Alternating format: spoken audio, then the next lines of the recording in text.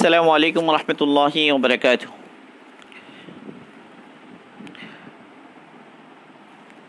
अल्हम्दुलिल्लाहि रब्बिल आलमीन, अस्सलातु वस्सलामु अला अशरफिल अंबियाइ वल मुरसलीन व आलिहि व अस्हाबिहि अजमईन।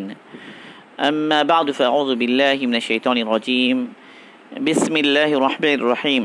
अबसा व तवल्ला अन जाअहुल अअमा वमा युदरीक लअल्लहु यज़क्का औ यद्दक्करु फतनफ़अहु द्दिक्रा अम्मा मन इस्तग़ना फ़अन्त लहु तसद्दा वमा अलैक अल्ला यज़क्का वअम्मा मन जाअक यसअ वहुव यख़शा फ़अन्त अन्हु तलह्हा कल्ला इन्नहा तज़किरा फ़मन शाअ ज़करा फ़ी सुहुफ़िन मुकर्रमा मरफ़ूअतिन मुतहहरा इला आखिरि सूरा।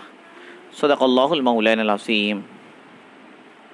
আলহামদুলিল্লাহ, আল্লাহ পাকের মেহেরবানি, আল্লাহ পাকের ইহসান। এটি আমাদের দারসুল কোরআন থেকে 19তম দার্স। আমাদের আজকের আলোচনা সূরা আবাসার উপরে। সূরা আবাসা এটা মক্কি সূরা। এতে এর আয়াত সংখ্যা 42টি। এই সূরা মক্কায় নাজিল হয় একটা বিশেষ ঘটনাকে সামনে রেখে। নাজিল হওয়ার দিক দিয়ে এটি 24তম সূরা, সিরিয়ালি নাজিল হওয়ার দিক দিয়ে 24তম সূরা। সূরা নাজমের পরে এই সূরা নাজিল হয়।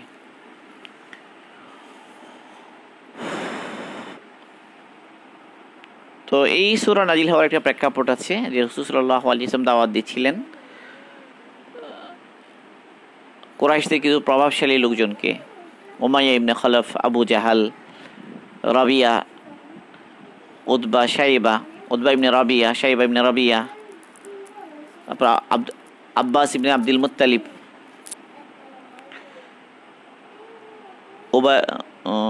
তাদেরকে।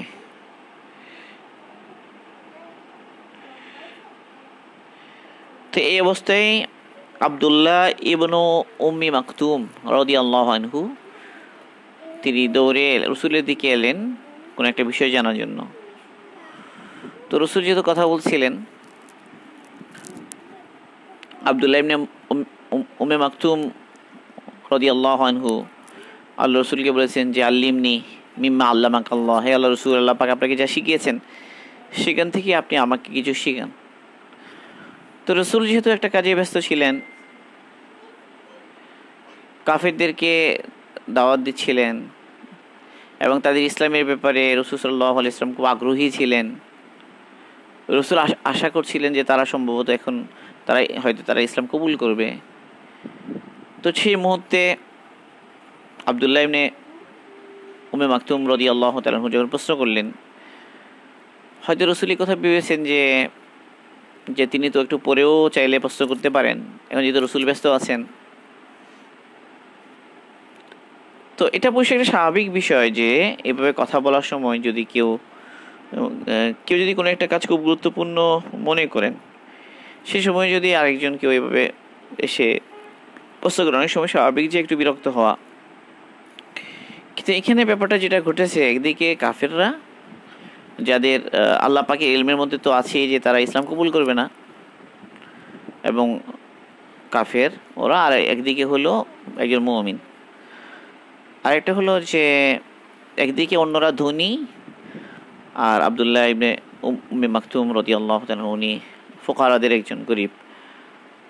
আবার তারা সবাই সুস্থ, আবার তিনি অসুস্থ। তো সাধারণত এভাবে যারা একটু মাজুর, দুর্বল, তো কোনো সময় যখন তারা এভাবে একটু মানে তাদের দিকে গুরুত্ব দেওয়া না হয় কোনো কারণে, তারা দিলে তাড়াতাড়ি কষ্ট পায়। তারা এই কথা অনেক সময় ভাবতে পারে যে হয়তো মানে আমি গরিব, অন্যরা ধনী, বা এই ধরনের বিভিন্ন বিষয় তো আসতে পারে, অনেক সময় আসে। মানুষ কষ্ট পেতে পারে, বিশেষ করে যারা দুর্বল তারা একটু বেশি কষ্ট পায় এই ধরনের পরিস্থিতিগুলোতে। তো এই জন্য আল্লাহ পাক আল্লাহ রসুলকে তাম্বিহ করলেন এবং আল্লাহ রসুলকে আল্লাহ পাক সংশোধন করে দিতে চাইলেন এই বিষয়গুলোকে। মানে এটা কোনো গুনার বিষয় না, এখানে গুনার কোনো ব্যাপার ঘটেনি। নবীগণ মাসুম, তাদের গুনাহ হয় না। কিন্তু কখনো কখনো এই ধরনের ঘটনা হতে পারে যেখানে যেটা গুরুত্ব বেশি দেওয়ার কথা ছিল ওইটা চাইতে ওই গুরুত্বপূর্ণ কাজ এটা চাইতে আরেকটা ওইটাও গুরুত্বপূর্ণ, দুইটা গুরুত্বপূর্ণ কাজের মধ্যে কোনটাকে বেশি গুরুত্ব দেওয়া হবে, হয়তো এই ধরনের একটা ব্যাপার ছিল এটা। তো এই কারণে বেশি গুরুত্বপূর্ণ যেটা সেদিকে মোতাবজ্জো করা, যেখানে বেশি উপকার হবে সেটার খেয়াল করা। মানে মেহনতের অনেক জায়গা থাকে, এখানেও মেহনত করতে পারি, এখানেও মেহনত করতে পারি, এখানে মেহনত করলেও নেকি হবে, এখানে মেহনত করলেও নেকি হবে, এটাও দিনের কাজ, এটাও দিনের কাজ। কিন্তু এই ধরনের মুহূর্তগুলোতে, এই ধরনের ক্ষেত্রগুলোতে যেখানে উপকার বেশি হবে, যেখানে ফায়দা বেশি হবে, যেখানে লাভ বেশি হবে, তো সেখানেই নিজের যে সময়টা, এফোর্টটা সেখানে ব্যয় করা, সেটাই হওয়া উচিত। তো এখানে এটা একটা বিষয় যে যখনই দিনের কাজ তো সবই,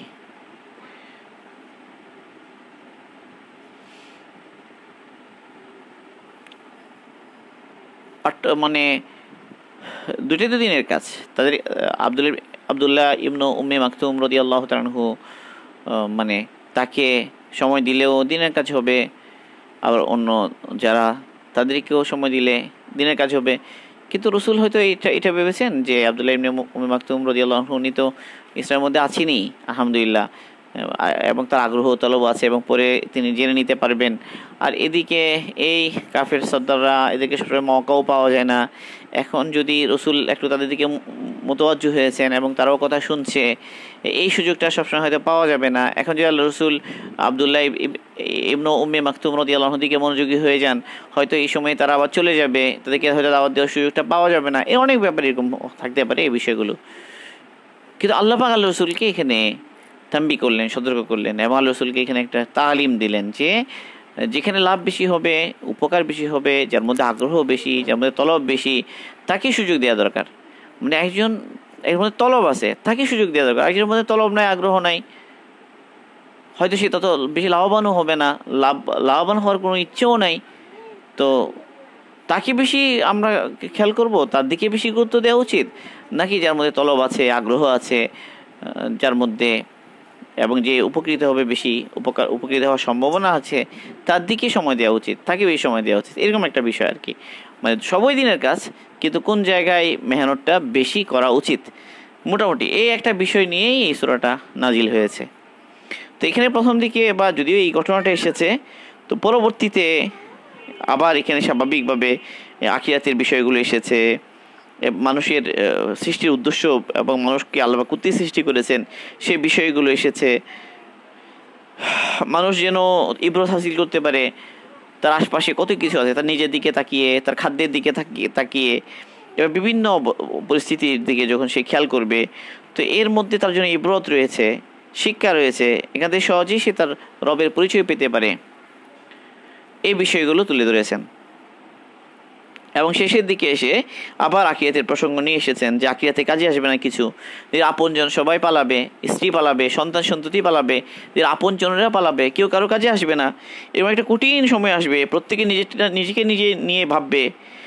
ওই কঠিন পরিস্থিতি এর জন্য যেন তৈরি হওয়া দরকার, গুরুত্ব দেওয়া দরকার। এই বিষয়গুলো শেষের দিকে আছে। তো আমরা একটু শুরু করি। তো এই সূরাটার নাম হচ্ছে আবাসা, সূরাতু আবাসা।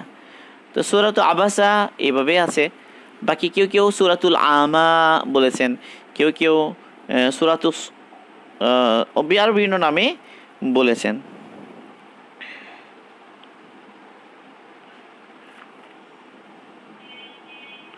বিভিন্ন নামকরণ, সখা বলেছেন কেউ, সূরাতু সখা। মানে আসলে এই নামকরণগুলো হয় এখানে বিভিন্ন শব্দ যে আসে সেগুলো থেকে।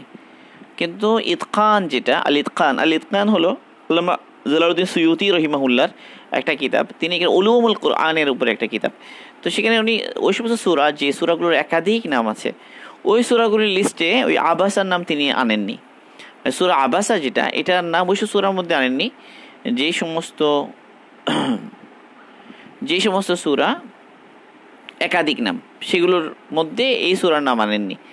তার মানে বোঝা গেল যে আসলে এই সূরার নাম মোটামুটি সূরা আবাসা, এটাই প্রসিদ্ধ, এটাই বেশি প্রসিদ্ধ।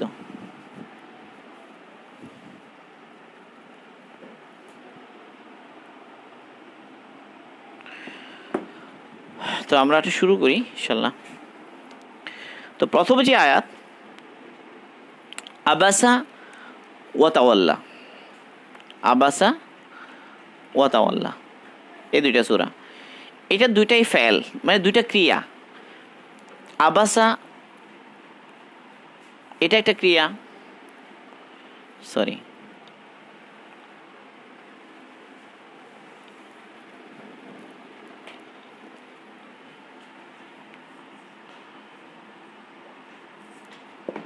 মানে আবাসা এটা একটা ক্রিয়া, তাওয়াল্লা এটা একটা ক্রিয়া।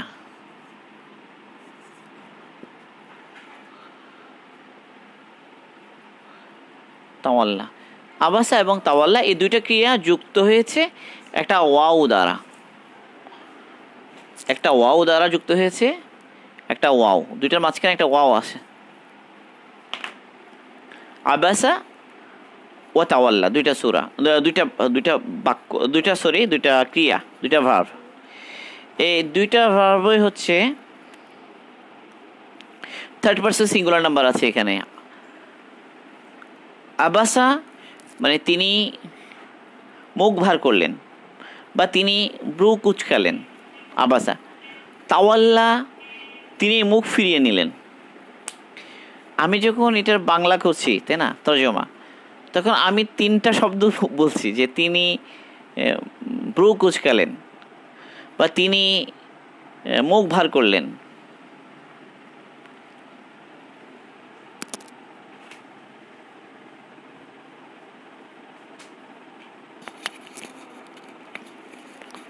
তো তিনি মুখ কুচকালেন বা তিনি মুখ ভার করলেন।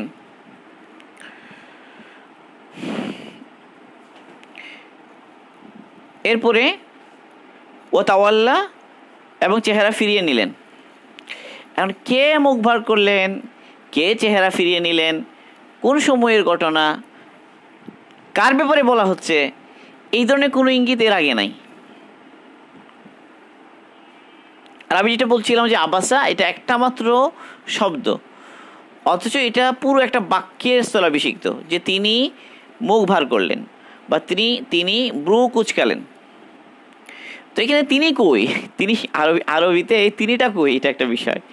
এই আবাসের ভিতরে একটা হুয়া আছে, এ তাওয়াল্লার মধ্যে একটা হুয়া আছে, মানে এটাকে বলা হয় জমিরে মুস্তাতির, মানে এমন সর্বনাম যেটা লুকিয়ে আছে এই ফেলের ভিতরে। আরবি ভাষার বৈশিষ্ট্য হলো যে একটা ক্রিয়া থেকে, একটা ভার্ব থেকে বা একটা ফেল বলি আমি, এটা থেকে তার জেন্ডার বুঝে আসে, তার নাম্বার বুঝে আসে, তার পার্সন বুঝে আসে। এটা কি ফার্স্ট পার্সন নাকি সেকেন্ড পার্সন না থার্ড পার্সন, এটা ক্রিয়া রূপ থেকে বুঝে আসে। একইভাবে ওই পার্সন যেটা মানে যে কর্তা সাবজেক্ট, তারা কি একজন না তারা দুইজন, এক বচন না দ্বিবচন না বহু বচন, সেটা বুঝে আসে। আবার এটাও বুঝে আসে যে কর্তা যিনি এই কাজটার, তিনি কি পুরুষ না তিনি নারী। অর্থাৎ একটা মাত্র ক্রিয়ারূপ থেকে অনেক তথ্য জানা যায়, অনেক তথ্য। অথচ অন্য ভাষায় যদি আমরা চিন্তা করি, বাংলা বা আমরা যদি চিন্তা করি এটা ইংরেজিতে, তো সেখানে আবার অনেক পার্সন আলাদা আনতে হবে, বা জেন্ডার বোঝাতে গেলে সেখানেও আবার স্পষ্ট করে উল্লেখ করতে হয়, মানে অনেক বিষয় আলাদা, হি শি তা না আলাদা, তো কত প্রবলেম। কিন্তু এখানে আবাসা একটা শব্দ থেকে বোঝা যাচ্ছে যে এখানে আবাসা, এটা রূপ দ্বারা বোঝা যাচ্ছে, এটার ওজন দেখে বোঝা যাচ্ছে যে এখানে একজনের কথা বলা হচ্ছে, সে একজন, আবার তিনি পুরুষ, এটা বোঝা যাচ্ছে। আবার যার কথা বলা হচ্ছে এখানে থার্ড পার্সন, ফার্স্ট পার্সন বা সেকেন্ড পার্সন না, থার্ড পার্সন, নাম পুরুষ যার কথা বলা হচ্ছে। তো এখানে একটা সে উজ্জ্ব আছে, হুয়া উজ্জ্ব আছে, আবাসা মানে হুয়া, আবাসা হুয়া, তাওয়াল্লা হুয়া, তিনি মুখ ফিরালেন, তিনি মুখ ভার করলেন। তিনি মানে কে, এই কথাটা উপরে উল্লেখ নাই। সাধারণত সর্বনাম আসে যখন আগে উল্লেখ থাকে, মানে নাউন আগে উল্লেখ থাকে, তখন পরে প্রণাউন আসে নাউনের স্থলে অভিষিক্ত হয়ে।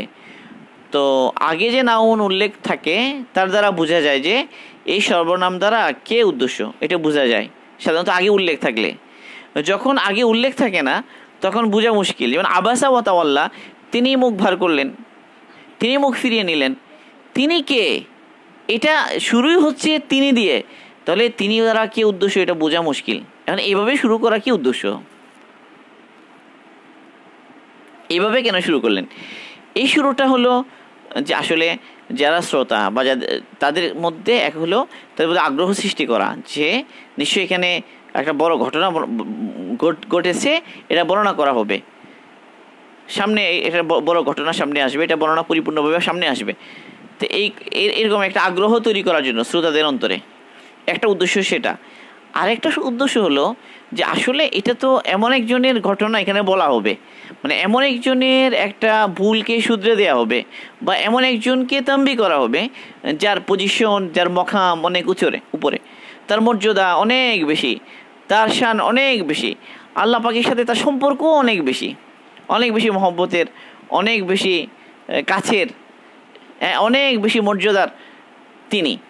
এখন তাকে সরাসরি যদি বলা হয় তুমি এমন কেন করলে, তুমি এটা করতে গেলে কেন এভাবে, তাহলে একদিকে তার যে মর্যাদা সেটা পরিপূর্ণ মর্যাদাটার মানে প্রকাশ ঘটে না, আবার এটাতে একটু আঘাত পাওয়া, রসুলের কষ্ট পাওয়ার একটা সম্ভাবনা আছে।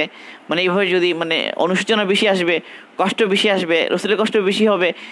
তো এই জন্য আল্লাপাক এমন এক উসলুব, এমন এক পদ্ধতি আল্লাপাক এখতিয়ার করলেন যেন মানে কেউ যদি প্রথমে যে রসুলের বিষয়টা উল্লেখ থাকতো তাহলে তো ওই যে শ্রোতা বা যে পড়বে পরবর্তীতে সে শুরুতেই ওই রসুলের ওইভাবে পড়বে সে। কিন্তু এখন এমনভাবে উসলুবটা শুরু করা হয়েছে যে আবাসা ওয়া তাওয়াল্লা, তিনি কি করলেন, ব্রু কুচকালেন, তিনি মুখ ভার করলেন এবং তিনি মুখ ফিরালেন। কে সেটা ডাইরেক্ট আর নাম বলা হয়নি, মানে উসলুব পদ্ধতি এমনভাবে বলেছেন যে যেন ইজিলি পরে বুঝে আসে যে আসলে কার ঘটনা। কিন্তু এটা এমনভাবে আসে, এত ইজিলি ক্লিয়ার হয়ে যায়, পরে আবার স্পষ্ট করে উল্লেখ করতে হয় না এই অসতর্কতাটা কার, এটা আর বলতে হয় না। মানে আল্লাহ পাক কত সুন্দর করে রসুলের যে মর্যাদা, এটা রসুলের যে সম্মান, রসুলের মর্যাদা, নবুয়াতের মকাম এবং রসুলের যে ফজিলাত, এখানে যেন বিন্দু পরিমাণও টাচ না লাগে। মানে এমনভাবে আল্লাহ পাক এমন উসলুবের সাহায্যে এই সূরাতে আল্লাহ রসুলকে তাম্বি করেছেন। এটা আরও বিভিন্ন জায়গায় আছে যে মানে রসুলকে আল্লাহ পাক সতর্ক করবেন, তো এই সতর্ক করে আবার বলে দেন যে আল্লাহ পাক আপনাকে ক্ষমা করে দিয়েছেন, এরপরে বলেন বিষয়টা, মানে যেন রসুল আশ্বস্ত হন যে না, মানে এটা বেশি কষ্টের না হয়, বেশি লোড না পড়ে না যায়। মানে কেমন ব্যাপারে এগুলো, আসলে মহব্বতের একটা বিষয়, আল্লাহ পাক রসুলের সাথে একটা ভালোবাসার বিষয়। তো এইখানে ওই উসলুব আবাসা ওয়া তাওয়াল্লা, তিনি মুখ বিকৃত করলেন এবং চেহারা ফিরিয়ে নিলেন, বা তিনি বুক কুচকালেন এবং চেহারা ফিরিয়ে নিলেন। কেন? আন জাআহুল আমা, বিআন এখানে একটা বা আছে, মানে বাটা এখানে উজ্জ্ব আছে, বিআন জাআহুল আমা এরকম ছিল, তো বিআন না হয়ে বাটা আসেনি, আন জাআহুল আমা মানে একজন অন্ধ তার কাছে আসার কারণে, তার কাছে অন্ধ ব্যক্তি এসে, কারণ তার কাছে অন্ধ ব্যক্তিটি এসে পড়েছিল। এতটুকু বলে সংক্ষেপে বলে ফেললেন আল্লাহ পাক। এরপরে আল্লাহ রসুলকে এবার সরাসরি সম্বোধন।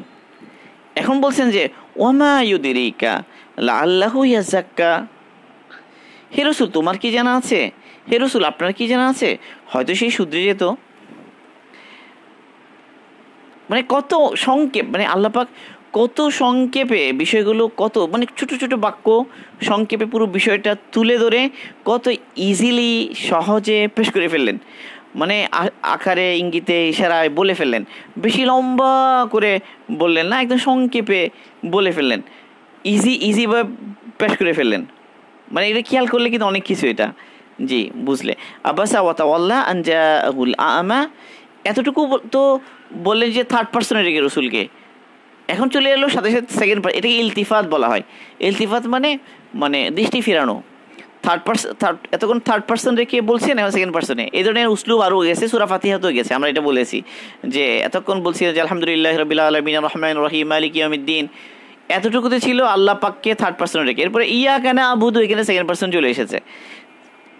ঠিক এখানে কি উসলুব, এখানে আবাসা ওয়া তাওয়াল্লা আন জাআহুল আমা, আন জাআহু বলছেন, হু তার কাছে এসেছে অন্ধ।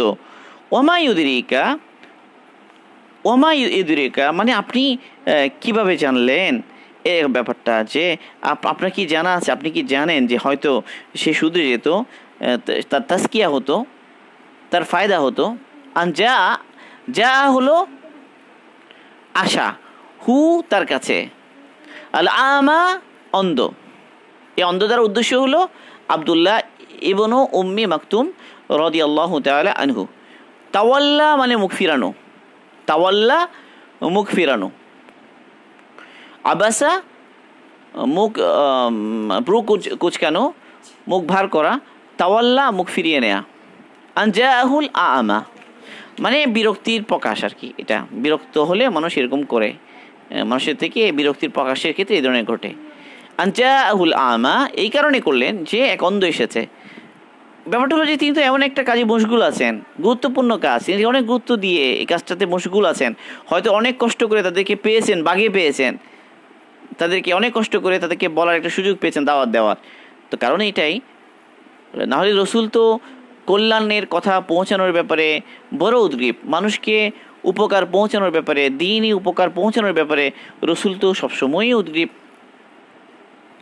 তাহলে এখানে দুইটা বিষয়, একদিকে আব্দুল্লাহ ইবনে উম্মে মাকতুম রাদিয়াল্লাহু আনহু তিনিও ফায়দা নিতে যাচ্ছেন, আর একদিকে যারা আগে থেকেই কাফেররা আছে তাদেরকে রসুল দাওয়াত দিচ্ছিলেন। তো দুইটার মধ্যে কোনটা প্রাধান্য দেওয়া হবে এটা নিয়ে বেশ কম হয়ে গেছে এখানে। কিন্তু আল্লাহ পাক এখানে জানিয়ে দিলেন যে আসলে মানে যার মধ্যে তলব আছে, যার মধ্যে সংশোধনের যোগ্যতা আছে, তাকে সুযোগ দেওয়া চাই, তাকে আগে সুযোগ দেওয়া চাই। ব্যাপারটা এরকম, কেউ যখন আগ্রহী হয় দিন শেখার জন্য, শিখতেই চায়, তো তাকে সুযোগ দেওয়া চাই, মানে তাকে ফেরানো যায় না, এটা আর কি। যেহেতু তার মধ্যে তলব এসে গেছে, আগ্রহ এসে গেছে, এই ব্যাপারটা। আবাসা ওয়া তাওয়াল্লা আন জাআহুল আমা, যেহেতু তার কাছে এসেছে অন্ধ ব্যক্তি। এরপরে গিয়ে ওয়ামা ইউদরিকা আল্লাহু ইয়াযাক্কা, এখানে সেকেন্ড পার্সনে চলে এলো।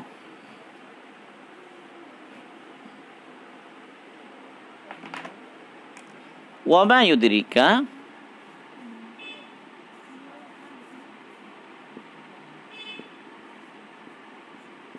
ওয়ামা ইউদরিকা আল্লাহু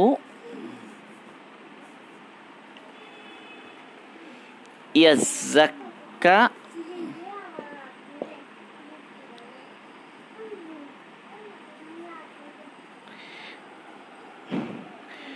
ওমা ইউদরিকা, এই ওমা ইউদরিকা এভাবে অনেক জায়গায় এসে, যেমন ওমা আদরাকা মা লাইলাতুল কদর, এখানে এসেছে ওমা আদরাকা মাল হাক্কা, আল হাক্কা মাল হাক্কা, ওমা আদরাকা মাল হাক্কা। ওই আদরাকা আর ইউদরিকা একই ফেল, মানে একই ক্রিয়া। আদরাকাতে আসে যে অতীতের সিগা, আর ইউদরিকা এটা হলো বর্তমানের সিগা। আদরাকা ইউদরিকা দুইটা একই শব্দ, মানে আপনি কি জানেন, আপনার কি জানা আছে, আর আপনি কি জানেন, আপনি কি জানেন বা আপনি কি জানতেন, এরকম। ওমা ইউদরিকা আল্লাহু ইয়াযাক্কা, হে রাসূল আপনি কি জানেন যে হয়তো, এলা আল্লাহু ইয়াযাক্কা হয়তো, এই হয়তো মানে হতেও পারে নাও হতে পারে, এই ধরনের একটা কনফিউশন আছে এরকম না। মানে এলা আল্লাহ এটা এখানে এসেছে মানে কনফিউশন বোঝানোর জন্য না, যে তার ফায়দা হওয়ার না হওয়ার অবকাশ দুটারই হতে পারে, না হবেই। এটা আল্লাহ পাকের ইলমের মধ্যে আছে যে তার ফায়দা হবেই, কিন্তু এমনি বলার উসলুব হিসেবে বলেছেন, ভঙ্গি হিসেবে বলেছেন। ওমা ইউদরিকা আল্লাহু ইয়াযাক্কা, আল্লাহ শব্দটা আসে যে পসিবিলিটি বোঝানোর জন্য, সম্ভবত বোঝানোর জন্য, যে সম্ভবত তার ফায়দা, সে পবিত্র হতো, তার তাজকিয়া হাসিল হতো। এখন এই আয়াত থেকে একটা জিনিস বুঝে আছে, সেটা কি তিনি তো এক ধরনের পবিত্র হয়েছেন, সেটা কি কুফর থেকে পবিত্র হয়েছেন, কুফর থেকে তিনি পবিত্রতা লাভ করেছেন, কুফর থেকে তার তাজকিয়া হয়েছে। তো এখন ঈমান এনেছেন, তাহলে বোঝা গেল যে ঈমানের পরেও মানুষ তাজকিয়ার মুহতাজ, তাজকিয়ার গুরুত্ব ঈমানের পরেও থাকে। মানে একটা হলো ইমান এলানে তরক্কি, ইমান এলানে উন্নতি, এটা ইমান আসলো, এরপর আবার আরও তাজকিয়া, আরও সংশোধন, আরও উন্নতি। তো এটা দ্বারাও বোঝা যাচ্ছে যে এখন লাআল্লাহু ইয়াযাক্কা, মানে তিনি পরিশুদ্ধ হতেন। তো ইমান আনার পরেও পরিশুদ্ধির অনেক স্তর কি থাকে, বাকি থাকে, সেটা বোঝা যায় যে একটা মানুষ ইসলাম গ্রহণ করেছে, ইমান এনেছে, বাস হয়ে যায় নাই পরিপূর্ণ, সব শেষ, আর মেহনত দরকার নেই এমন না। মুসলমান ইমানদার, তার উপরে কি মেহনত? কিছু প্রশ্ন করে বা ইমানদারদেরকে দাওয়াত দিয়ে কী লাভ? আপনারা কেন মুসলমানদেরকে দাওয়াত দেন? হেতু হিন্দুদের কাছে যান, বৌদ্ধ খ্রিস্টান যারা কাফের তাদের কাছে যান। তো এই কথা এখানে টিকে না, এই কথা। আবার আরেকটা বিষয় যে যখন মুসলমান এবং কাফের দুজনেই তো গাফেল, এখন কাকে ফিরানোর জন্য চেষ্টা করতে হবে আগে?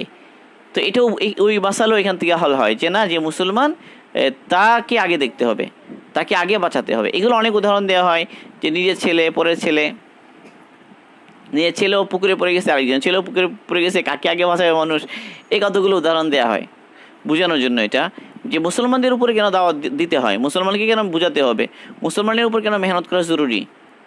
হিন্দুদের ব্যাপারে খবর নাই, কাফেরদের ব্যাপারে খবর নাই, সব খালি মুসলমানের মধ্যে মেহনত। মানে আরও স্পেসিফিক্যালি বলতে গেলে যে মসজিদেই কেন সবসময় খালি, মসজিদের বাইরে না সব গাফেলা যারা মসজিদে আসে তাদের পিছনে কেন মেহনত? তো বিভিন্ন প্রশ্ন, তো এগুলোর জবাব পাওয়া যায় এখানে। ওমা ইউদরিকা লাআল্লাহু ইয়াযাক্কা।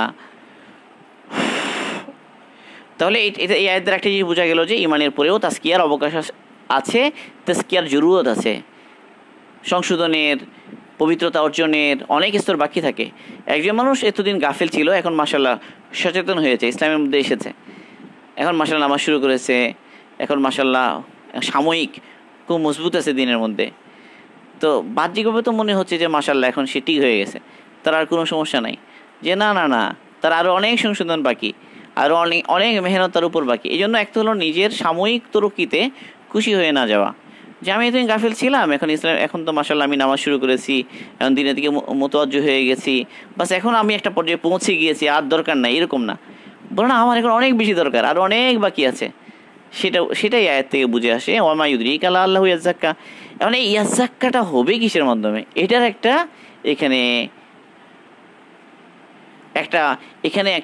মানে ইঙ্গিত এখানে আছে যে আসলে প্রশ্নটা কি ছিল? প্রশ্নটা ছিল ইলম, ইলমের ব্যাপারে প্রশ্ন, যে ইয়া রাসূলুল্লাহ আল্লিমনি, উনি যেটা বলেছেন এসে আব্দুল্লাহ ইবনে উম্মে মাকতুম, তিনি বলেছেন যে আল্লিমনি মিম্মা আল্লামাকাল্লাহ, যে বিনা তাফসীর কিতাবে এসে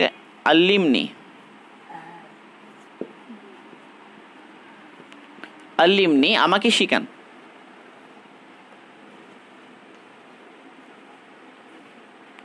আল্লিমনি মিম্মা আল্লামাকাল্লাহ, আল্লিমনি মিম্মা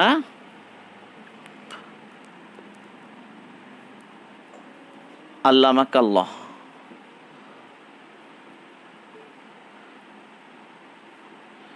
মিম্মা আল্লিমনি আমাকে শিখান, নি মানে হচ্ছে আমাকে, আল্লিমনি মিম্মা আল্লামাকাল্লাহ মানে আল্লাহ পাক আপনাকে যা শিখিয়েছেন সেখান থেকে আপনি আমাকে শিখান। তাহলে বোঝা গেল যে এলম মানে আসমানি এলম, কোরআন এবং হাদিস। তাহলে কোরআনের আয়াত এবং রাসূলের সুন্নাহ, এর মধ্যে মানুষের তাজকিয়ার, মানুষের সংশোধনের বিশাল উপকরণ লুকিয়ে আছে, এটা বুঝে আসে এখান থেকে। কোথাও আছে যে তিনি কোরআনের একটা আয়াতের অর্থ মানে বুঝাতে এসেছেন। তাহলে মানুষের তাজকিয়া, মানুষের সংশোধনের জন্য বিশাল সোর্স হলো কোরআন এবং সুন্নাহ। কোরআন সুন্নাহ এর মধ্যে মানুষের সংশোধনের জন্য বিশাল উপকরণ রয়ে গিয়েছে।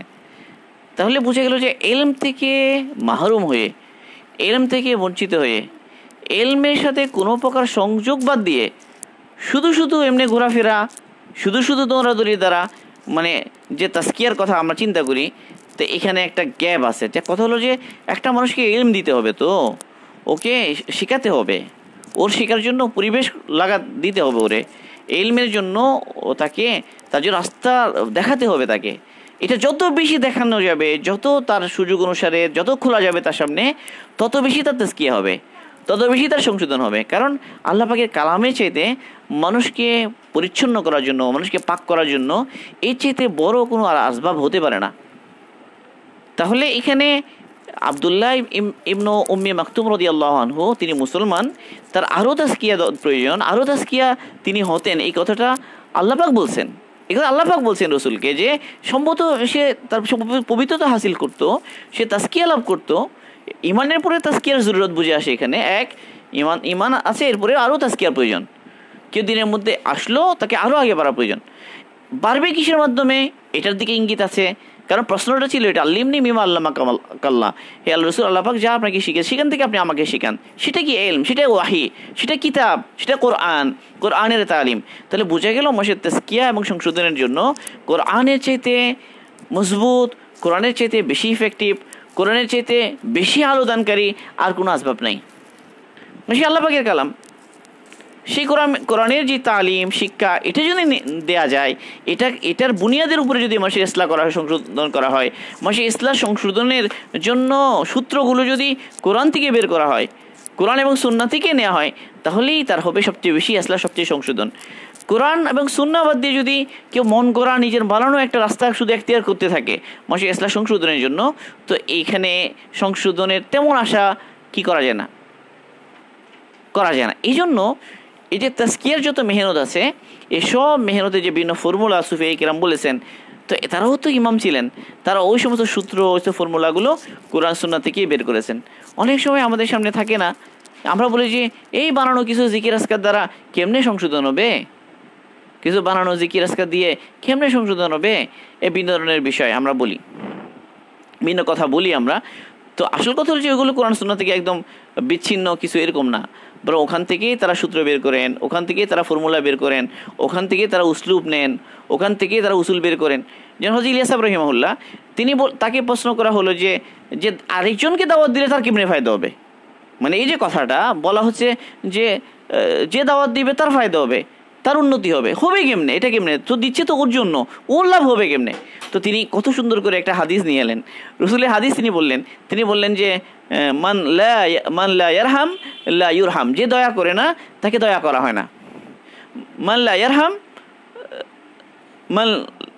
মান লাম ইয়ারহাম লা ইউরহাম, যে দয়া করে না তাকে দয়া করা হয় না। তো এখন দয়া করার বিষয়টা আমরা দয়া করা ভাবলেই আমরা চিন্তা করি যে খাবার দাও, তাকে পোশাক দাও, তার জরুরত পূরণ করো, তার চিকিৎসার ব্যবস্থা করো, বাস দয়া। তো তিনি বললেন মানুষের জন্য সবচেয়ে বড় দয়ার বিষয়টা যে একটা মানুষ জাহান্নামে চলে যাচ্ছে, একটা মানুষ ইমান হারা হয়ে যাচ্ছে, এই লোকটা যেন ইমান পায়, লোকের যেন আখলাক তৈরি হয়, আমাল তৈরি হয়, দিনের দিকে আসে, আল্লাহ হুকুম মানে, এই জন্য তোলা, এটা হলো তার সবচেয়ে বড় একরাম, এটা হলো তার উপর সবচেয়ে বড় রহম। তাহলে এই রহমটা যেই করবে তাকে রহম করা হবে, আর যে এই রহমটা করলো না তাকে রহম করা হবে না। তো মান লাম ইয়ারহাম লা ইউরহাম, যে দয়া করে না তাকে দয়া করা হয় না। মানে কিন্তু এই সূত্র এখান থেকে যদি আমরা ইস্তিদলাল করতে যাই, এটা কিন্তু অনেক দূরের বিষয়। এটা সূক্ষ্ম জ্ঞানী ছাড়া এই হাদিস থেকে এই ইস্তিদলাল, এই জিনিস বের করা এই একটা হাদিস থেকে, এটা সূক্ষ্ম জ্ঞানী যারা, আরেফ ছাড়া অন্যদের পক্ষে সম্ভব না। মানে কোত্থেকে উনি উসলুব বের করছেন, ইসলার যিনি সূত্র বের করছেন।